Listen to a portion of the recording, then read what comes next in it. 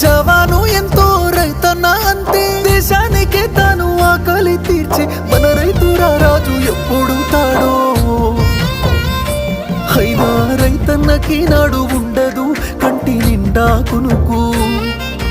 రైతన్నకే పూట దొరకదు కడుపు నిండా మితుకు అయ్యో రైతన్నకే నాడు ఉండదు కంటి నిండా కునుకు రైతన్నకే